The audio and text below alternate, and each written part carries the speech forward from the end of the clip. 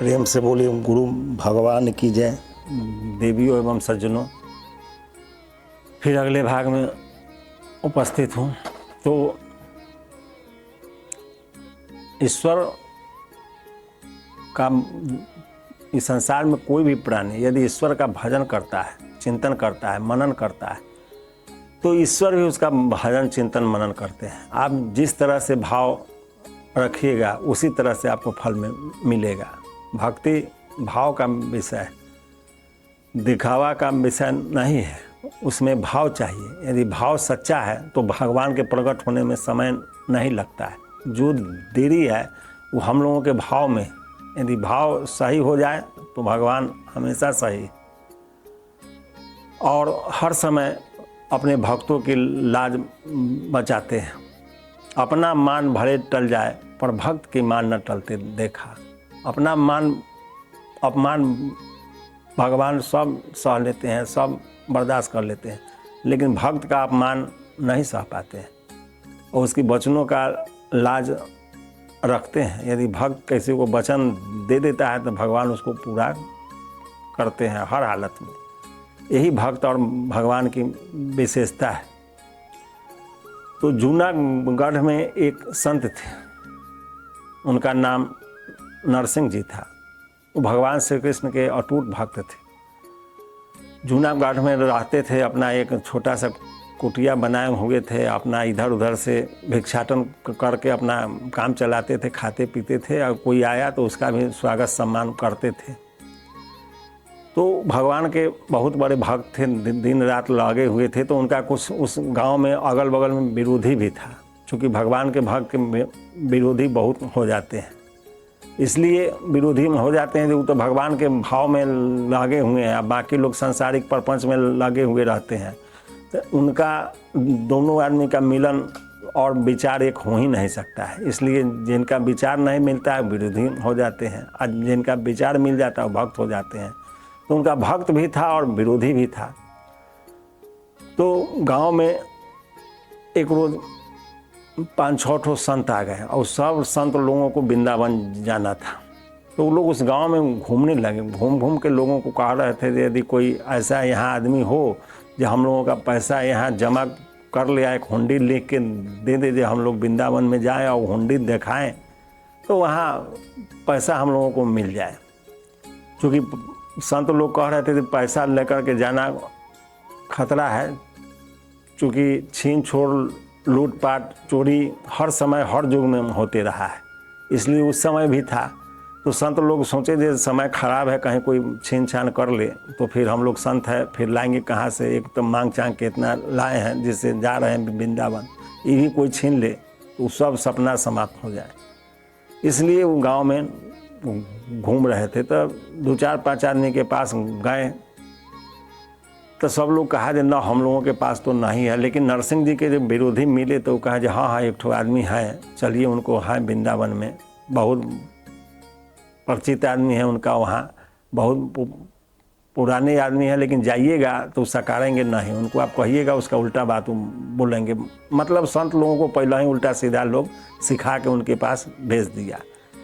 संत लोग जब उनके पास गए तो कहें जे भाई हमको वृंदावन जाना है और आप हमारा जो पैसा है आप यहाँ जमा कर लीजिए, हुंडी लिख के दे दीजिए जो हम वहाँ जाएँ और वहाँ अपना पैसा निकाल ले हुंडी दिखा के और अपना हम लोग तीर्थ करके और फिर वापस आ जाएं। तो नरसिंह जी सोचे जो हमारा वहाँ तो कोई है नहीं, से आप लोग कैसे ही बात कह रहे हैं जो हम हमारा हुआ कोई है। तो संत लोग कहा कि नहीं नहीं आपका कोई है, आप झूठ मत बोलिए, आप शपथ पूर्वक बोलिए कि आपका कोई वहाँ नहीं है तो हम लोग मान जाएंगे। तो नरसिंह जी सोचे थे भाई शपथ कैसे कर ले, वहाँ तो भगवान श्री कृष्ण है और उनसे हमारा प्रेम है, हम उनका भक्त हैं।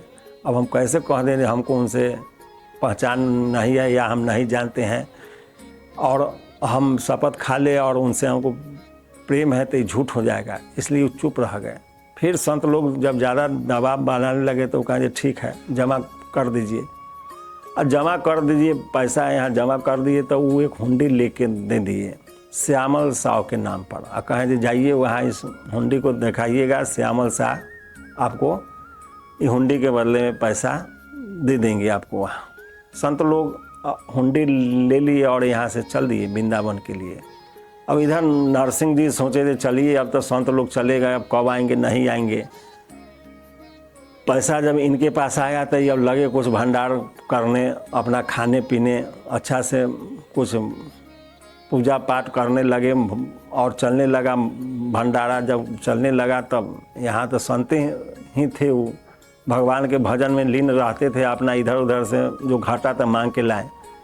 और जब संत लोग वहाँ वृंदावन में पहुँचे तो हुंडी लेके सब जगह घूम गए। जैसे श्यामल शाह नाम के कोई व्यक्ति है तो पूरे वृंदावन में सब बताया कि यहाँ श्यामल शाह नाम के कोई व्यक्ति नहीं है।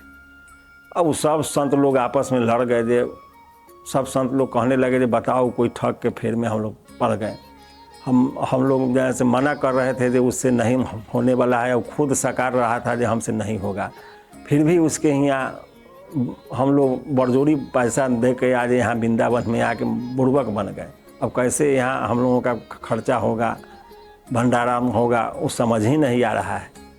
अब वो लोग चिंता में सोचे थे अब ठगा गए, बहुत बेतरीका ठगा गए, अब तो यहाँ कोई उपाय भी नहीं है।